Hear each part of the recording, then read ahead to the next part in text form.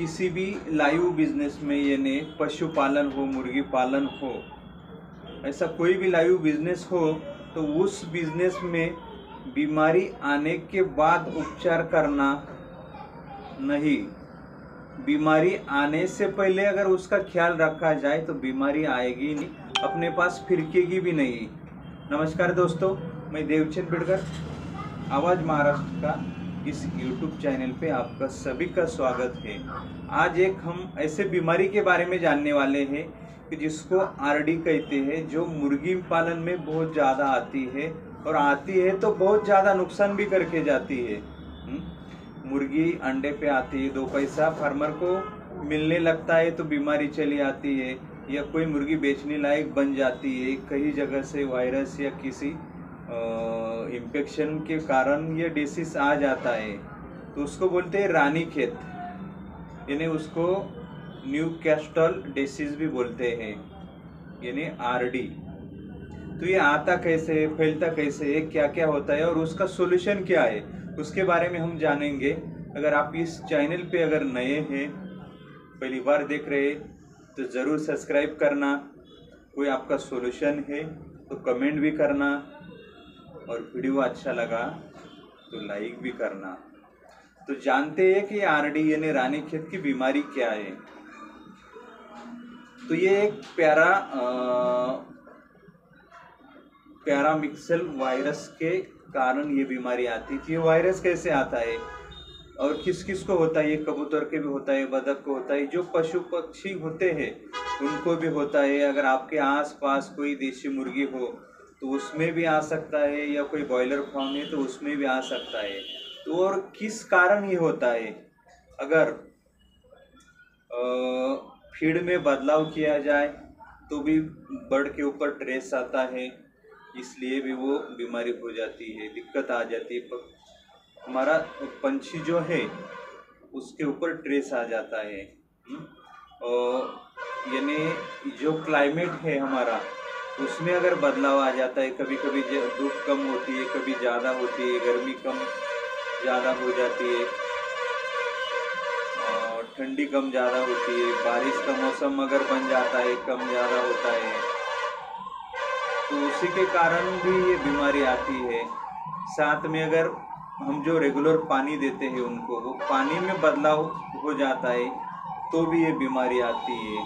तो दाना, पानी, क्लाइमेट, ऐसे बहुत कारणों से बीमारी आती है। लेकिन बीमारी न आए इसके लिए क्या होता है? इसके लिए होता है वैक्सीन ज़रूरी होता है।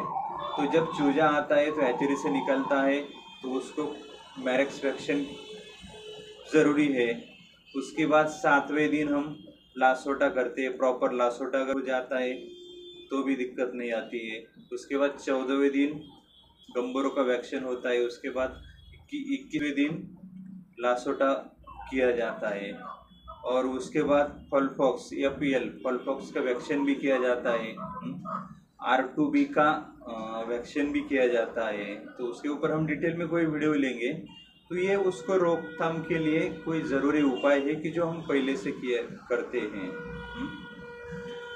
तो अगर हमारे जो बर्ड है हमारे पोल्ट्री फार्म में, चाहे वो देसी हो, कावेरी हो, बॉयलर हो, कोई भी हो, उसकी देखभाल अच्छी रहे, उसका खाना, दाना, पानी अच्छा रखे, संतुलन बनाए रखे, किसी बाहर वाले को हमारे फार्म में आने ना दे।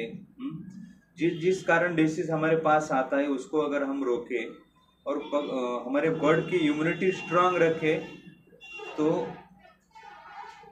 बीमारी आएगी नहीं। आएगी तो थोड़ा बहुत नुकसान होगा, लेकिन ज़्यादातर अगर आई तो दिक्कत हो सकती है। तो उसमें क्या क्या प्रॉब्लम दिखती है अगर ये बीमारी आती है? तो यानी बर्ड को जुलाब कहते हैं। जो पीछे से उनका वेस्ट निकलता है तो वो एकदम सफ़ेद पतला हो जाता है, या हरे रंग की हो जाती है। तो हरे रंग का अगर होता है वेस्ट उनका, तो मान लो ये आरडी है। नाक में से पानी आता है, आँख में से पानी आता है, यानी सर्दी होती है, पक्षी ऐसा झूलता है, एक साइड में बैठ जाता है, दाना पानी नहीं खाता है, उनकी कलगी जो होती है वो काली हो जाती है, चमड़ी काली होने लगती है, और मुंह खोल के वो सांस लेता है। यानी सांस लेने के टाइम घर घर घर ऐसा आवाज आता है। यानी उनको जुलाब होता है, डायरिया हो जाता है। तो अगर ऐसा हो जाता है तो मान लो ये आरडी का ही प्रॉब्लम ही, रानीखेत का। अगर उसके ऊपर कोई सॉल्यूशन लेना है तो अगर मोर्टेलिटी चालू हुई या ऐसे कोई दिक्कत आती है तो आप तुरंत जो भी आपके पास डॉक्टर अवेलेबल है, वो गवर्नमेंट का होगा, प्राइवेट होगा, उनको बुला के अगर मोर्टेलिटी है तो उसको काट के क्या प्रॉब्लम है और क्या सॉल्यूशन लेना है वो जानकारी हासिल आप कर सकते हैं। अगर घरेलू कोई उपचार उनको करना है तो आप अगर कम मुर्गी है तो 20 ग्राम अदरक, 20 ग्राम लहसुन, तुलसी का पत्ता 20 ग्राम, और जो केरोसिन रॉकेल आता है वो 1 चम्मच लेना है, और मोरिंगा लव्स यानी सहजन का पत्ता वो 20 ग्राम आप ले सकते हैं। उसका मिक्सचर करके वो केरोसिन ऑयल डाल के मिक्स करके फीड में आप खिला सकते हैं। क्वांटिटी उसके ऊपर निर्भर रहेगी, आपके पास 100, 250 कितनी मुर्गी है।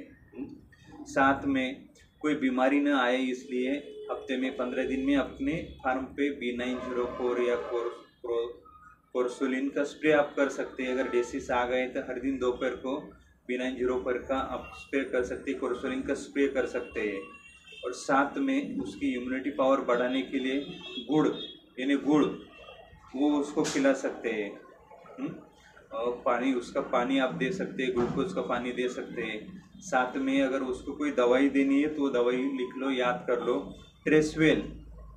ये बर्ड का इम्यूनिटी स्ट्रॉन्ग करता है, और जो सी टाइप का उनको प्रोटीन लेवल होना है वो उसमें मौजूद होता है, तो उसकी इम्यूनिटी बढ़ाने के लिए ट्रेसवेल काम करता है।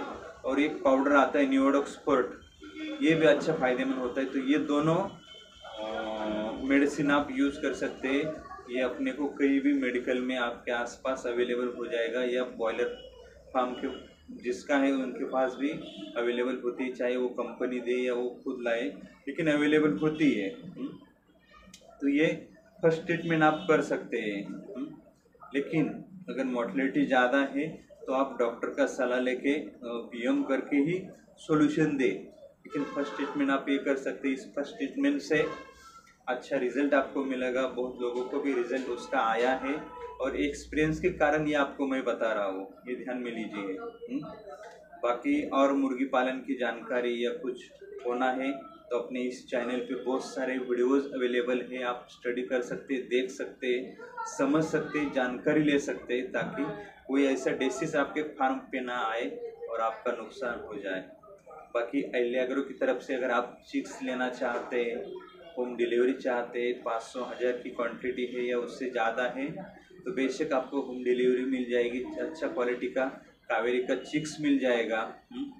अच्छा इनकम आपका बने, अच्छा सेहतमंद मुर्गी आपकी रहे, और जो डिसीज आते हैं उसके ऊपर अच्छे से आप जानकारी ले, ताकि कोई बीमारी आपके फार्म पे आ जाए और आपका नुकसान हो जाए, ऐसा कदापि न होना चाहिए। इसलिए ख्याल रखिए।